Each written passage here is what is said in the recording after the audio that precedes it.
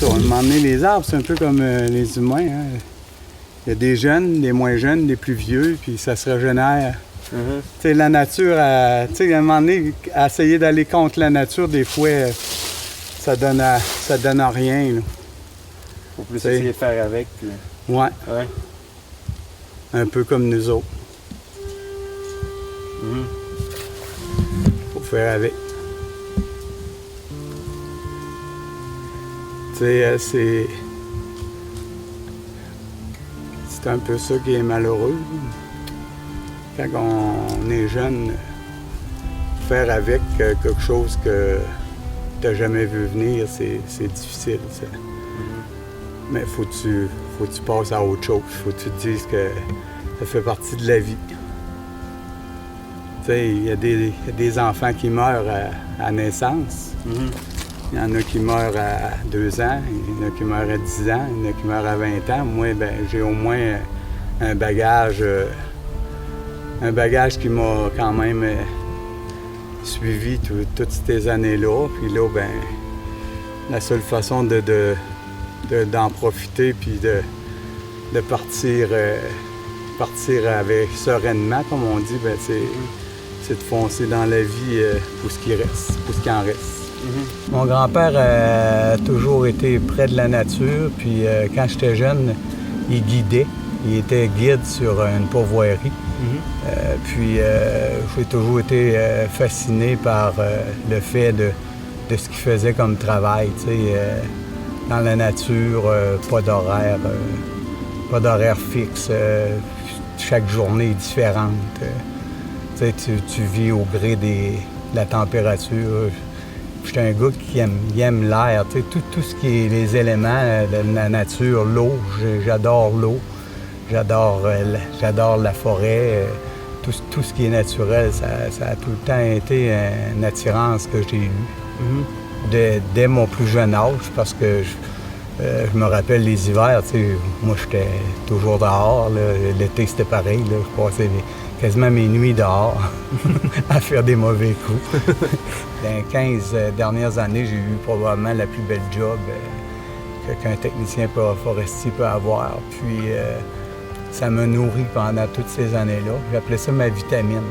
Aujourd'hui, ça me manque beaucoup, parce que je suis limité dans mes déplacements, mais ça reste que, à toute fois que je me retrouve en forêt, je me retrouve comme dans quelque chose qui fait partie de moi. Là, c'est comme indissociable.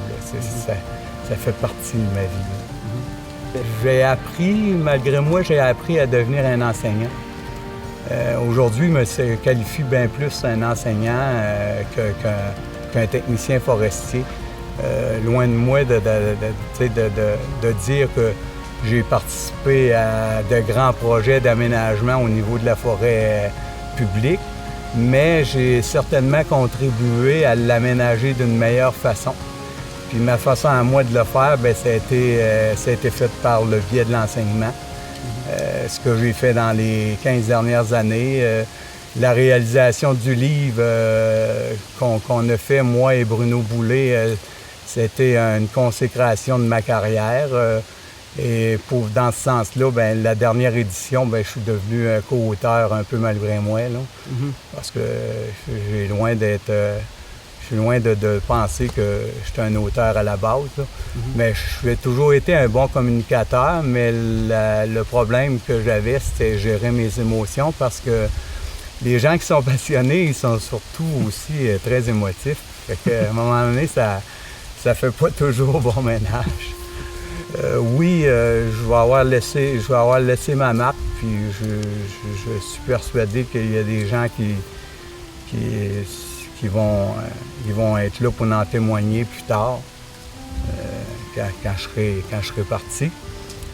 Puis l'affaire qu'il y a, c'est que maintenant, bien, que je suis pris avec autre chose, bien, j'ai l'intention aussi de laisser ma marque aussi un peu dans ce sens-là. Je dirais, j'ai toujours dit à ma blonde que tant qu'à sortir, là, j'allais sortir par la grande porte. Fait que j'allais laisser probablement plein de choses en héritage, non seulement au niveau de la forêt, mais en tant que personne, là, comme être humain. Je pense que je vais être en mesure de léguer beaucoup de choses à mes filles, comme à ma blonde, à mes amis, puis à mes collègues de travail. J'ai donné, toute ma vie, j'ai donné pour les autres. J'ai rarement pensé à moi, là. J'ai toujours été quelqu'un qui a donné beaucoup. Quand je vais faire mes voyages, entre autres à Cuba, j'amène des poches de hockey de cadeaux là, à du monde que je vois une fois par année. Là, tu sais. Ça, c'est Jerry. Ça, c'est moi. Là. Fait que le cœur, c'est à la main. Là, tout le temps prêt à recevoir, à cuisiner pour des amis, de la parenté. Je veux dire, j'aime beaucoup recevoir à la maison. Je donne tout le temps. Je donne sans compter. Je dis tout le temps à la blague, je serais probablement riche si j'avais été cheap, mais j'ai jamais été cheap. Tu as deux choix dans la vie, tu sais.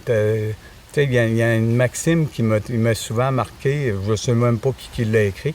On disait, vaut mieux vivre heureux que vivre malheureux et mourir de toute façon. Fait que quand tu penses à ça comme il faut, tu te dis... c'est entièrement vrai. Là. Moi, je suis beaucoup plus serein que j'étais face à la mort. C'est sûr que ça m'effraie, là, que ça m'effraie quand même. Là, ça serait mentir de te dire que ça m'effraie pas. Là. Parce que, dans le fond, il y a des choses...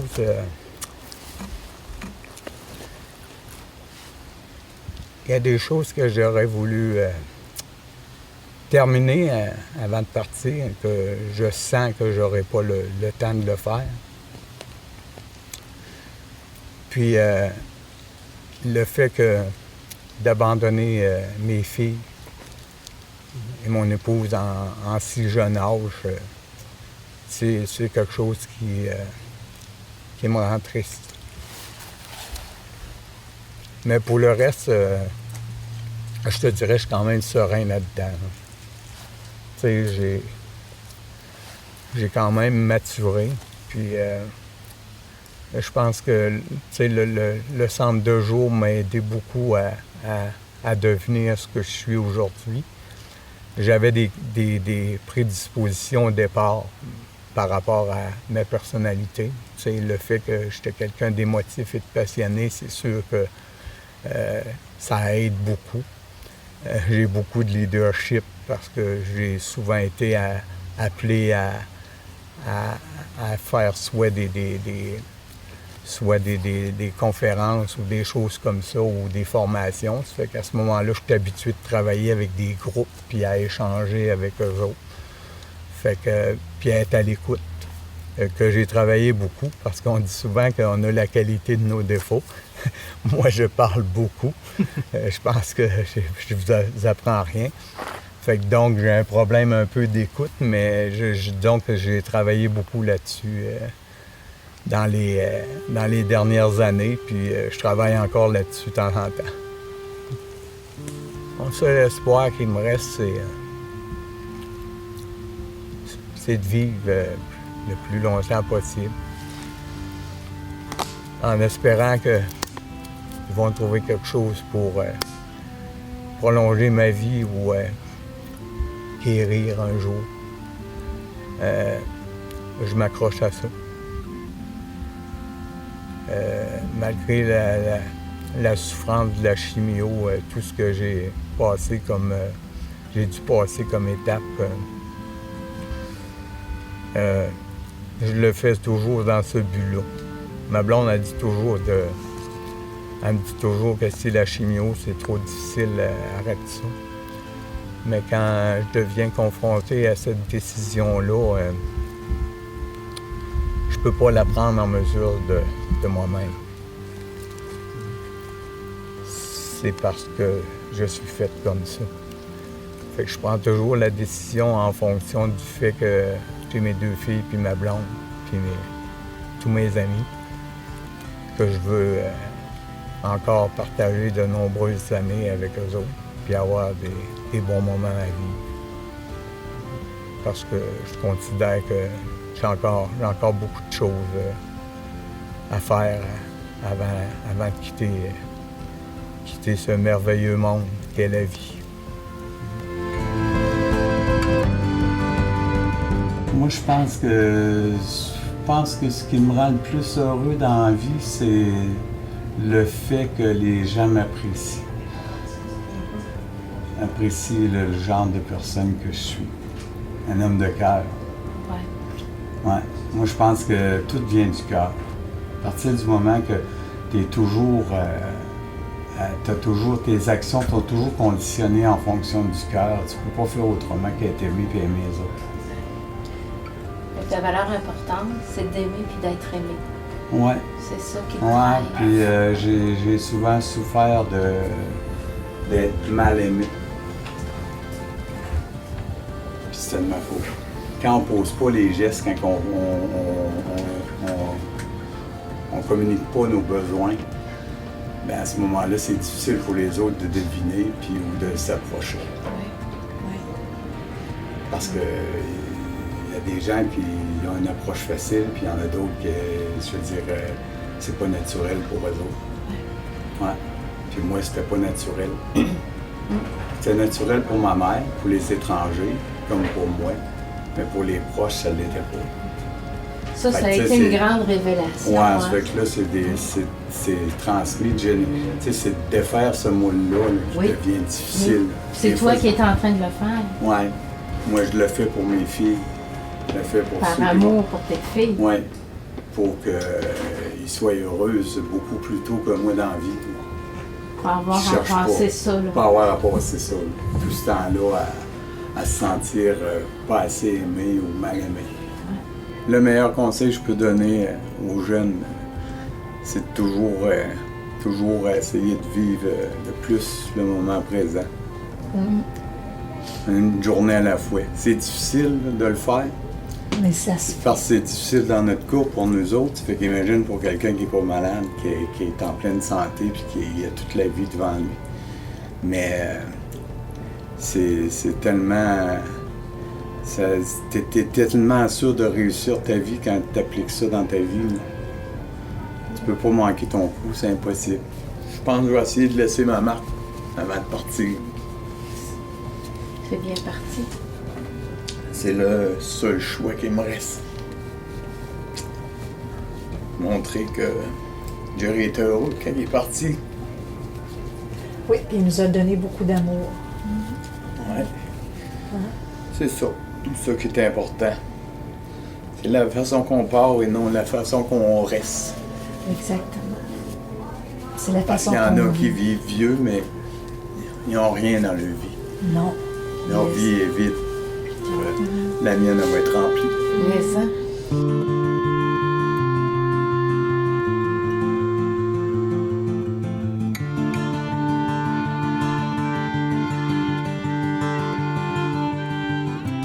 Oh mon Dieu, Seigneur! Bonjour! Ah, qu'ils sont beaux! Ils sont donc bien beaux!